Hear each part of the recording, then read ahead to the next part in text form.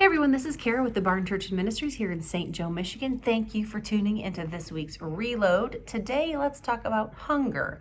So you might go to a really huge church, or you may go to a smaller church. It doesn't really matter, because here's the deal. There's a difference between a crowd and hunger. Let me repeat that. There is a difference between a crowd and hunger. Just because there's a crowd doesn't mean the people are hungry.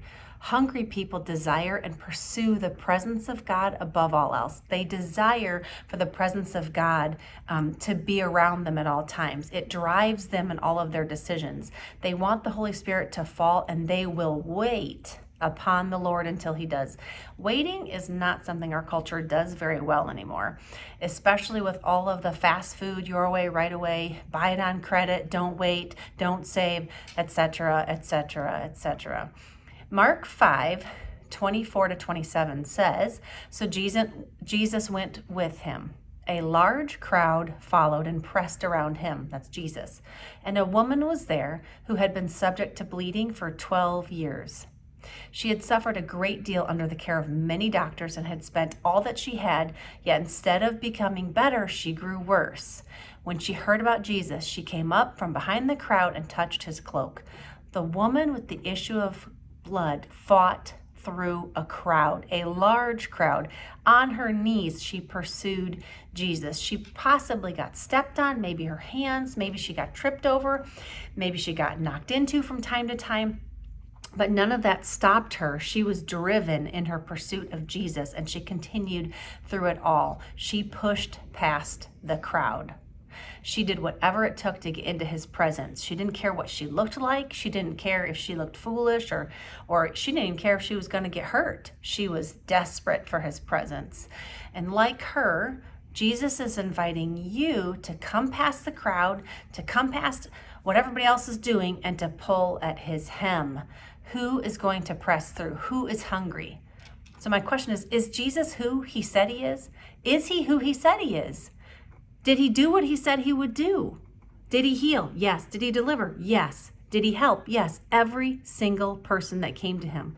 But they were hungry back then because they were desperate. Life wasn't so easy. It was hard. Imagine how long it took just to cook a loaf of bread. They couldn't just go to the grocery store and get all of their needs met. Look at our country today. People can't find baby formula in America. Mamas were desperate to get what they needed for their babies. Here, we need to be that desperate for Jesus. Our hunger for Jesus is determined by how much time we actually spend with him. It isn't like real food where the more we eat, the less hungry we get. The more time we spend with Jesus, the more time we will want to spend with Jesus. So here's some challenging things for you. If you are easily offended, you are not hungry and you're not spending enough time with Jesus. If you can't forgive, you are not hungry and you are not spending enough time with Jesus. If you don't spend time with Jesus, you are not hungry, and you cannot expect the Lord to use you in the days to come. If you need breakthrough, you better get hungry. If you need healing, you better get hungry. If you want to be part of something amazing what the Lord is doing on the earth today, you better get hungry.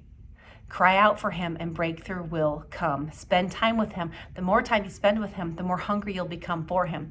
The woman who pulled at his hem didn't even tell him what was wrong. She just pursued him, and that's all the breakthrough she needed. And that is all that you need too. It is him. It is Jesus. It is Jesus alone. So I really encourage you, push past the crowd, pursue Jesus with everything that's in you. Breakthrough will come and something amazing will happen. That's all I have for now. Get hungry, people. God is returning. Jesus is alive, and he is available to you. So have a great day. We'll see you next week. Again, if you want to learn more about us, go to thebarn.church or check us out on social media at The Barn Ministries. We will see you next week.